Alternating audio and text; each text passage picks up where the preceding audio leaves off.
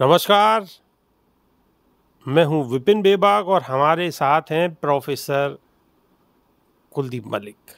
मलिक साहब, शख्सियत पहचानते होंगे आप, बताने की आवश्यकता है नहीं, लेकिन फिर भी मैं बता दूं, हमारे मलिक साहब राजनीति पे भी विशेष रुचि है और पर्यावरण पे भी विशेष रुचि है और ऐसी कोई क्षेत्र ही नहीं है जहां मलिक साहब की रुचि ना हो।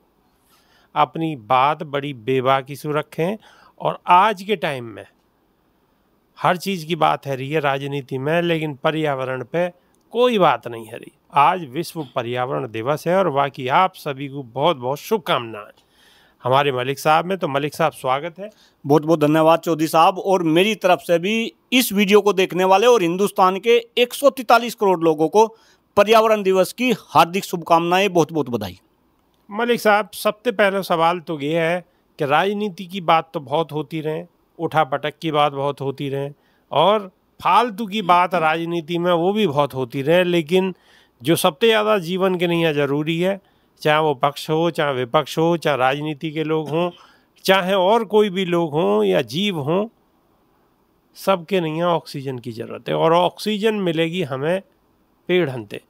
और आप लगातार पर्यावरण पर काम कर रहे हो। आपने लाखों पीपल के पेड़ लगा दिए होंगे और लाखों आपने बरगद के पेड़ लगा दिए होंगे, और जो पौधा आपने लगाए आज वो कोई बड़े दरख्त बन गए और लोग उनके नीचे छाए को आनंद ले रहे हैं।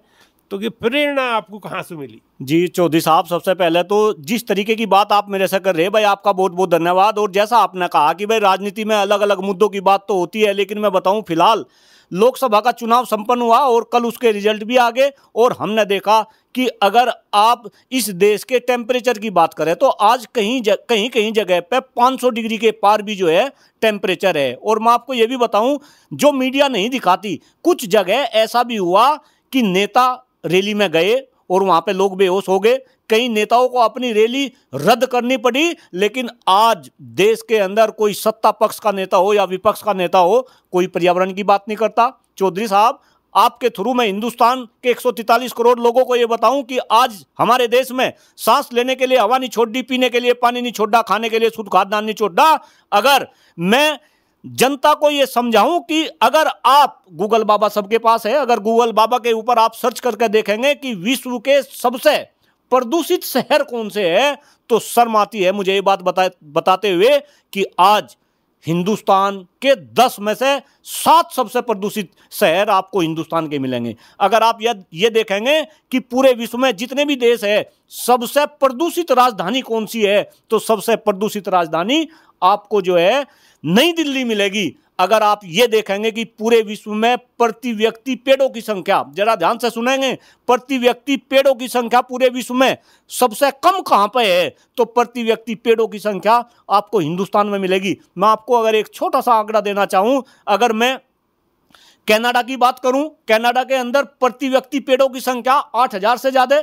अगर मैं अमेरिका की बात करूं, प्रति व्यक्ति पेड़ों की संख्या वहां भी 4,000 से ज्यादा। अगर मैं रशिया की बात करूं, दूसरे कंट्री की बात करूं, और फिर करते करते मैं चाइना पर आ जाऊं, चूंकि चाइना की जो जनसंख्या है भारत के बाद दूसरा नंबर चाइना का है, चूंकि जनसंख्या में हम चाइना को भी पछाड़ चुके, तो चाइना के अंदर भी प्रति व्यक्ति पेड़ों की संख्या 123 के करीब है। लेकिन अगर मैं अपने देश की बात करूं, हिंदुस्तान की बात करूं, दुर्भाग्य है देश के 143 करोड़ लोगों का कि यहां पे प्रति व्यक्ति पेड़ों की संख्या लगभग 28 पेड़ प्रति व्यक्ति यहां हिंदुस्तान के रिकॉर्ड में है। और चौधरी साहब, जहां तक आप ऑक्सीजन की बात कर रहे, मैं अलग अलग मंचों से इस बात को कहता हूं, भाई शरीर के लिए सबसे इंपॉर्टेंट भोजन क्या है?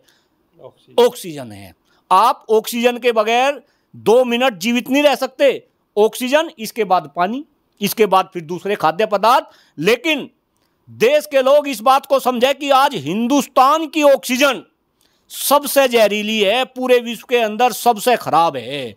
और ऑक्सीजन को प्योरीफाई करने का केवल और केवल एक ही तरीका है कि आपको कहीं ना कहीं ज्यादा से ज्यादा वृक्ष लगाने पड़ेंगे। और वृक्ष भी ये नकली वृक्ष नहीं जो सरकार ने लगवाने शुरू करे, आपको अपने असली वृक्ष जो हमारे पूर्वज लगाते हुए आए, जो हिंदू धर्म में भी जिनको बड़े मान सम्मान और उनकी पूजा की जाती है, आपको कहीं ना कहीं बरगद, नीम, पीपल के जो है वृक्ष लगाने पड़ेंगे। तो चौधरी साहब मैं बताऊं, मैं तो ये बात आज से 12 साल पहले समझ गया था और मैं इस दिशा में मैं कदम उठा रहा। और केवल उसमें अकेला मैं व्यक्ति नहीं, मेरे साथ में मेरे बहुत सारे बच्चे, बहुत सारी टीम है। और जो लाखों पेड़ लगाने की आप बात कर रहे, तो वे लाखों पेड़ डॉक्टर कुलदीप मलिक ने नहीं लगाए, वो तो लगवाने वाला ईश्वर है, प्रभु है, उसकी इच्छा हो रही। और मैं ये काम जो है निरंतर तरीके से, भले ही मैं दूसरे काम कुछ भी करूं, लेकिन टॉप प्रायोरिटी का जो मेरा काम है वो कहीं ना कहीं पर्यावरण संरक्षण को लेकर जो मैं काम कर रहा, मेरे छात्र काम कर रहे, मेरी टीम काम कर रही,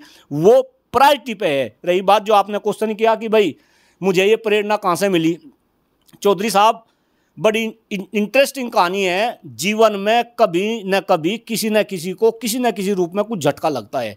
मैं कभी पैसा बनाने की मशीन हुआ करता था, मेरी कंप्यूटर साइंस के अंदर पीएचडी है, मैं प्रोफेसर तो हूँ, पहले भी प्रोफेसर था, टीचिंग में मैं था, मेरी वाइफ भी जो है प्रोफेसर है। इसके साथ साथ मैं कई सारे बिजनेस में करता था। तो कुछ झटका लगा, वो झटका क्या लगा उसकी कभी फिर बात करेंगे। लेकिन जब वो झटका लगा तो मुझे लगा कि भाई ये कुछ नहीं, मुझे कुछ न कुछ समाज के लिए करना चाहिए, देश के लिए करना चाहिए। तो जब मैं ये सोचने लगा, जब मैंने ये चिंतन किया कि भाई समाज के लिए मुझे क्या काम करने चाहिए, तो काम कई सारे थे। लेकिन सबसे पहले मैंने ये R&D करी कि भाई हमारे शरीर के लिए तो सबसे इम्पोर्टेंट जो चीज़ है वो ऑक्सीजन है, और ऑक्सीजन सबसे ज़्यादा खराब। तो कहीं ना कहीं इस ऑक्सीजन को प्योरीफाई करने के लिए हमें पर्यावरण संरक्षण के ऊपर काम करना चाहिए, वृक्षारोपण करना चाहिए। फिर मैंने ये R&D करी कि भाई कौन से वृक्ष हम सबसे ज़्यादा लगाए।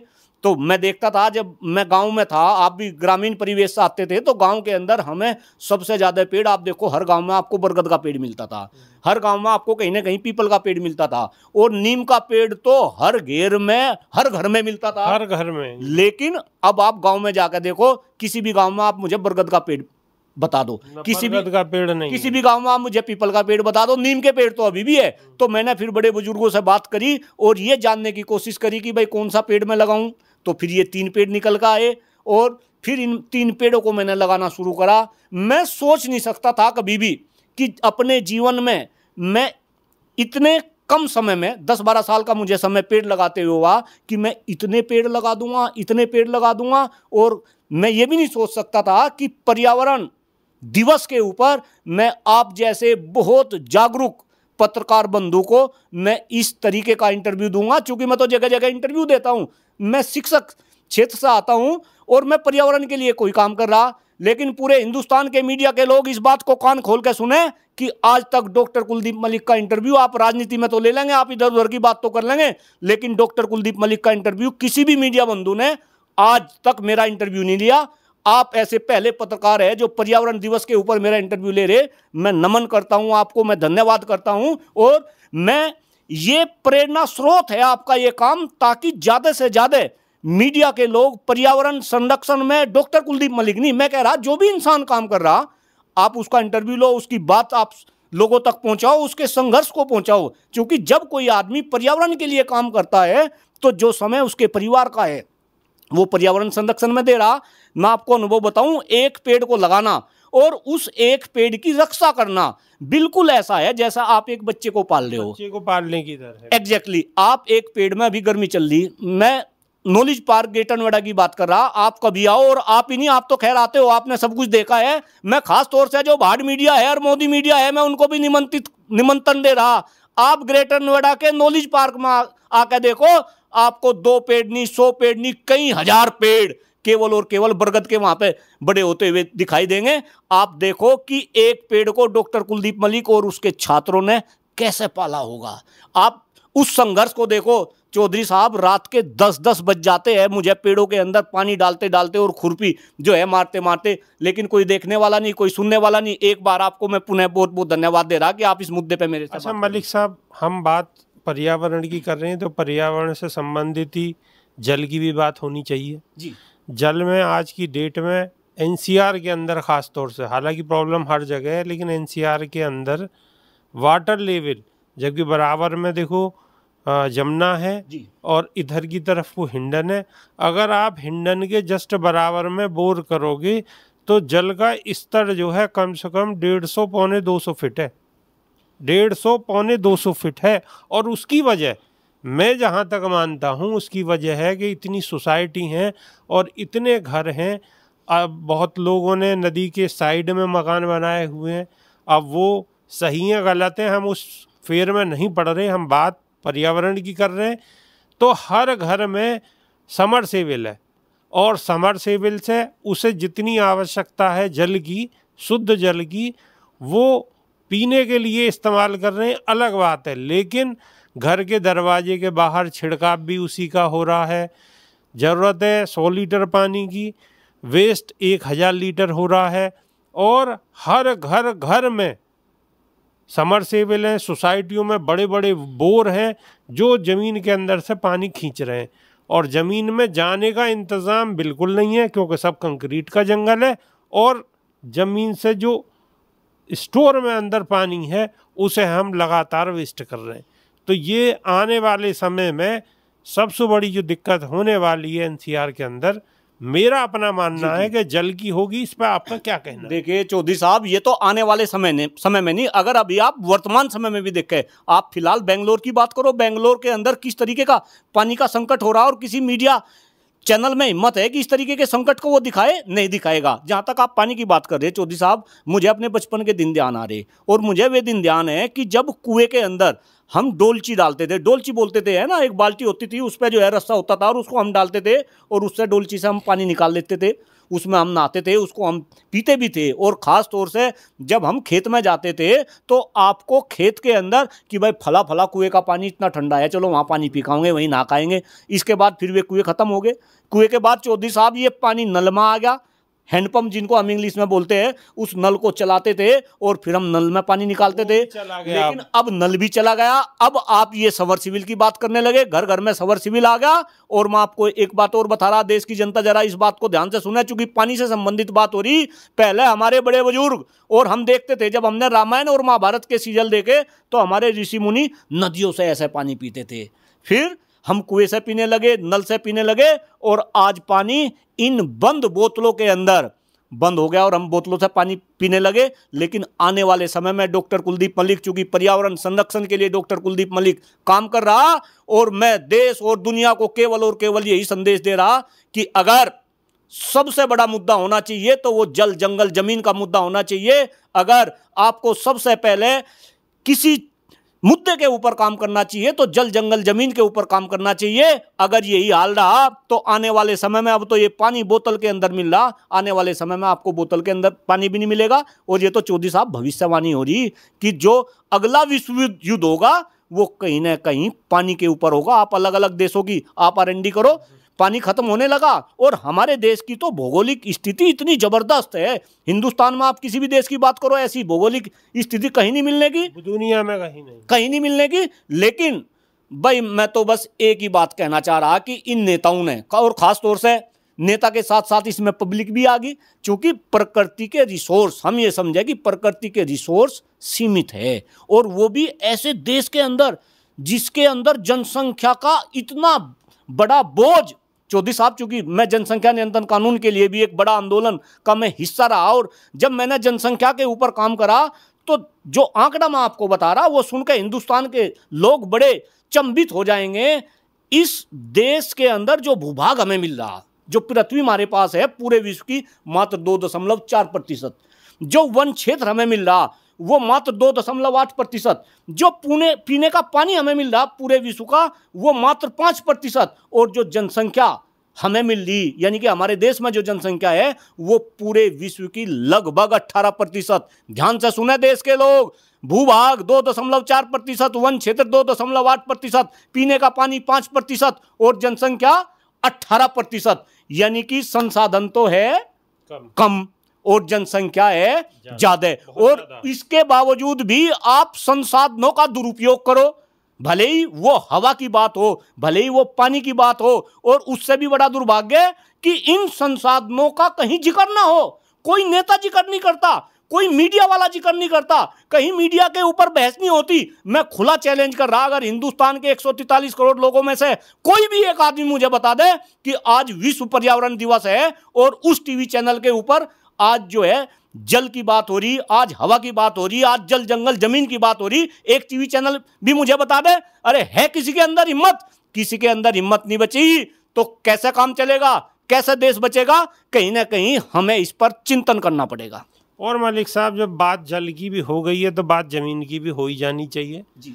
आज जो हम खा रहे हैं, अनाज खा रहे हैं या सब्जी खा रहे हैं, सब में कीटनाशक दवा लग रही हैं, सब में केमिकल है, और केमिकल का असर उन सब चीज़ों में है जो खाने वाली चीज़ है, और उनको ये हम खा रहे हैं तो सारा केमिकल हमारे अंदर ही जा रहा सीधा सीधा, और वो कितना नुकसान कर रहा है।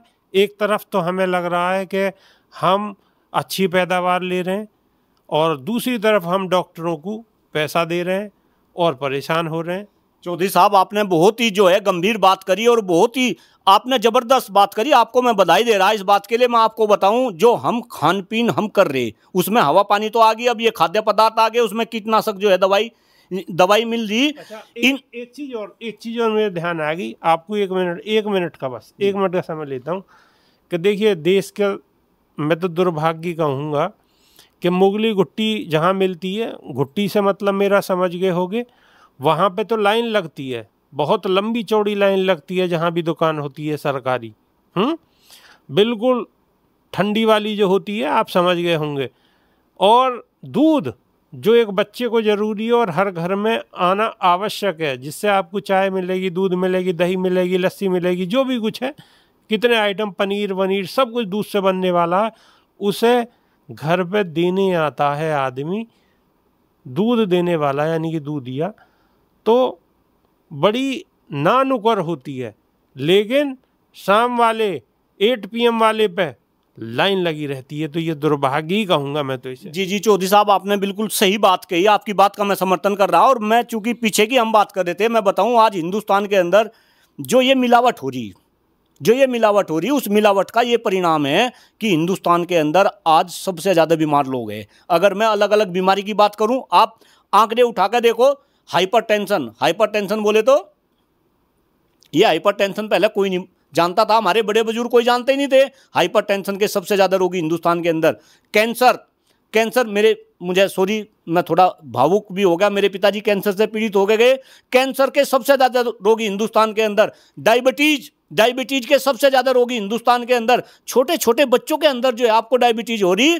तो कहीं ना कहीं ये सब चूंकि हम जल जंगल जमीन को नहीं बचा पा रहे, और इसमें जो मुनाफाखोर है, जो बड़े बड़े बिजनेसमैन हैं, आप देखो भाई, अगर हम यहाँ तो कीटनाशक जो है पदार्थ हर उसमें, सब्जी में, फल में, सारे खाद्य पदार्थों में सब कीटनाशक डालेंगे, वो जहर हम खावेंगे, फिर हम बीमार होंगे। बीमार होकर हम किसके पास जाएंगे? सरकारी हॉस्पिटल तो रहे नहीं, हम जो है प्राइवेट हॉस्पिटल में जाएंगे। वे किसके?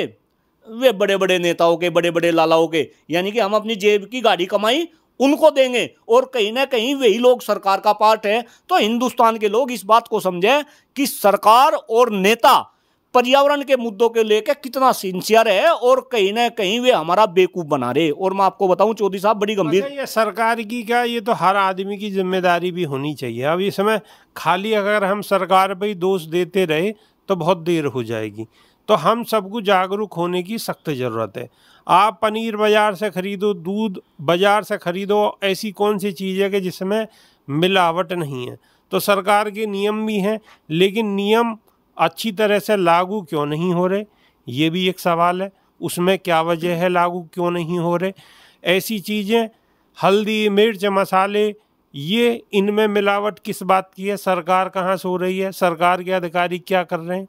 तो ये बहुत सारे सवाल हैं। नहीं, बिल्कुल, आप बिल्कुल सही कह रहे हो। और जहां तक चौधरी साहब आप नियम की बात कर रहे हैं, एक बात बताओ, नियम बना दिए सरकार ने, फिर उन नियमों को फॉलो कौन करवाएगी? भाई कहीं ना कहीं उसके अंदर जो है प्रशासन के लोग आगे, उसमें पुलिस महकमे के लोग आगे, दूसरे डिपार्टमेंट के लोग आगे, तो वे भी कहीं ना कहीं सरकारी फॉलो कराएगी। तो कहीं ना कहीं मैं ये बताना चाह रहा कि ये एक मिली भगत है। इस मिली भगत को हमें समझना पड़ेगा। और मैं सभी से निवेदन कर रहा कि अगर इस देश को बचाना है, अगर आपको देश के अस्तित्व को बचाना है, अगर आपको आने वाली पीढ़ी को बचाना है, तो कहीं ना कहीं पर्यावरण संरक्षण के लिए सरकार का भी छोड़ दो भाई, हर इंसान को जागरूक होना पड़ेगा। और केवल आवाज उठाने से काम नहीं चलेगा। चूंकि मैं देख रहा, मैं पर्यावरण प्रेमी हूं, सब लोगों को पता नहीं व्हाट्सएप पे सुबह से लेकर शाम तक मेरे पास हजारों मैसेज लोग जो है भेजते हैं पर्यावरण को लेकर। मैं उनको यही कहता हूँ, मैं इतनों को जवाब भी दे नहीं पाता, लेकिन आपके चैनल के माध्यम से मैं ये कह रहा कि जितना आप व्हाट्सएप पे, सोशल मीडिया पे मैसेज इधर से उधर फॉरवर्ड करते हो, कम से कम अगर उतना समय आप पर्यावरण संरक्षण में दे, और कम से कम आप कुछ पेड़ लगाए जिसकी जितनी हैसियत है, कोई 1 लगाओ, कोई 2 लगाओ। आप देखो ना, हिंदुस्तान के अंदर 143 करोड़ लोग हैं। अगर 143 करोड़ लोग अपने जन्मदिन पे 1 पेड़ भी लगाना शुरू कर दे, डॉक्टर कुलदीप मलिक इस वजह से कह रहा, क्योंकि मैं शुरू कर रखा, तो 1 साल के अंदर 143 करोड़ पेड़ लग जाएंगे। इसके बाद अगली साल फिर 143 करोड़ पेड़ लग जाएंगे, और आप देखना ये हिंदुस्तान, ये धरती स्वर्ग बन सकती है। लेकिन स्वर्ग बन सकती है, स्वर्ग बन सकती है, बिल्कुल बन सकती है। और एक चीज और मैं बहुत कड़ी कह दूं, क्योंकि बात ये हमारे और आपके स्वास्थ्य की है। अगर हमारे आने वाली नस्ल स्वस्थ नहीं रहेंगी तो देश भी कहाँ रहेगा। तो ये जितना ज़रूरी बच्चों की शिक्षा है, उससे ज़्यादा कहीं ज़रूरी बच्चों का स्वास्थ्य है। तो आने वाली नस्ल के लिए, अपने देश के लिए, अपने आने वाली पीढ़ी के लिए इन सब चीज़ों पे हर आदमी को पैनी नज़र रखनी चाहिए। जी बिल्कुल, आपने बिल्कुल चौधरी साहब बिल्कुल सही कहा। हर आदमी को पैनी नजर रखनी चाहिए, अगर स्वास्थ्य नहीं रहेगा। मैं आपको एक आंकड़ा और दे रहा, आज हिंदुस्तान की जो ब्रीड है, ब्रीड का मतलब समझ रहे होंगे, कभी हिंदुस्तान की ब्रीड पूरे विश्व के अंदर फेमस होती थी, लेकिन आज हिंदुस्तान की आप देखो, आप एग्जाम्पल देखो, अरे जैसा शरीर हमारे बाबा जी का था ऐसा शरीर पिताजी का नहीं रहा, जैसा पिताजी का था ऐसा हमारा नहीं, जैसा हमारा आगे ऐसा हमारे बच्चों का नहीं। क्यों भाई, क्या देके जा रहे हैं हम अपनी आने वाली पीढ़ी को। और खास तौर से हिंदुस्तान के लोग जागरूक बने, सभी लोग पर्यावरण संरक्षण के लिए आगे आए। और एक बार पुनः निवेदन, चूंकि आप मीडिया कर्मी है, जागरूक पत्रकार है, आपसे इंस्पायर होकर मीडिया के अंदर भी ऐसा एक बढ़ावा मिले कि पर्यावरण संरक्षण को लेकर मीडिया भी बात करे, लोगों के अंदर जागरूकता फैलाए। जो लोग पर्यावरण संरक्षण पे काम कर रहे हैं, डॉक्टर कुलदीप मलिक को आप छोड़ दो, लेकिन डॉक्टर कुलदीप मलिक जैसे देश के अंदर लाखों लोग काम कर रहे, कम से कम आप नेताओं को तो दिखाते हो, आप अभिनेताओं को तो दिखाते हो, लेकिन आप जो पर्यावरण प्रेमी है, जो पर्यावरण संरक्षक के लिए काम कर रहे, जो जल जंगल जमीन को बचाने के लिए काम कर रहे, आप कहीं ना कहीं उनके संघर्ष की दास्तान भी मीडिया के माध्यम से लोगों तक पहुंचाए, ताकि लोग इंस्पायर हो सके और ज्यादा से ज्यादा लोग पर्यावरण संरक्षण में जुड़ सके। तो मलिक साहब ने अपनी बात बिल्कुल बेबाकी से रखी है और बात बिल्कुल जेन्युइन है, और हम सबका भी ये कर्तव्य होना चाहिए कि आने वाली नस्ल के लिए एक अच्छी शुद्ध हवा दें, शुद्ध खान पान हो, और हमारे जो युवा पीढ़ी है आगे चल के देश की जिम्मेदारी उन्हीं को मिलने वाली है। तो हमारी सबकी जिम्मेदारी बनती है कि इन सब जिम्मेदारियों को हम मजबूती से निभाएं और पैनी नज़र रखें, और सरकारों से भी अपनी बातों को पहुंचाते रहें और दबाव बनाएं, और इन सब चीज़ों को हम मजबूती के साथ लगातार उठाते रहें। तो अभी के लिए सिर्फ इतना ही, और नई वीडियो में फिर आपसे रूबरू होंगे। बहुत बहुत शुक्रिया, धन्यवाद। बहुत बहुत धन्यवाद चौधरी साहब।